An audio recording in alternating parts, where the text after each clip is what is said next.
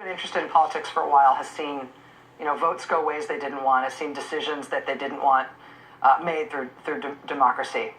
It does feel like there's something different in the reaction to this election results. It's beyond disappointed and angry. And I'm asking you this because you, I think, embodied the hopes for so many progressive Americans and so many people who are otherwise alienated from politics.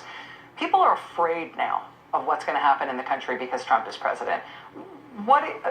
Fear is a weak place from which to operate. Fear is not a position of strength. What do you say when people come to you and they tell you that you're afraid? I think there are legitimate reasons to be afraid. This guy will have his finger on the nuclear button. I think what it is important, though, is to remember there have been very, very difficult times in American history. We've had a very rocky history. And I ask people who say, oh, things are so awful today. Well, 60, 70 years ago, black kids in the South were going to segregated schools, could not drink in a white water fountain. People fought back.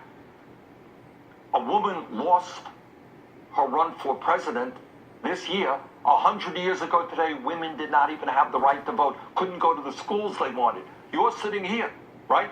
You're a leading, correspondent. That wasn't the case 50 years ago. Gay rights, think about the revolution that has taken place over the last 20 years, the trade union movement, the struggle that workers had to face. So I get impatient, Rachel, when people say, oh, I'm giving up, I'm in despair. Forget about that.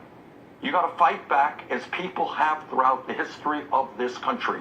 All right, people have stood up and fought back. And the most important point is as I said a moment ago, on all of these issues, the majority of the people are with us.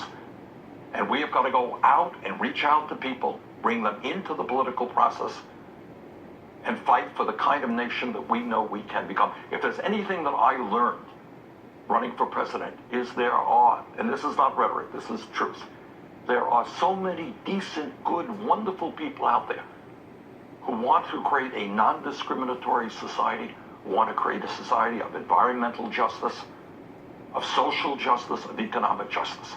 I believe that is the majority spirit in this country. And our job is to mobilize those people. Senator Bernie Sanders of Vermont. Great to see you, sir. Come back soon. Thank you.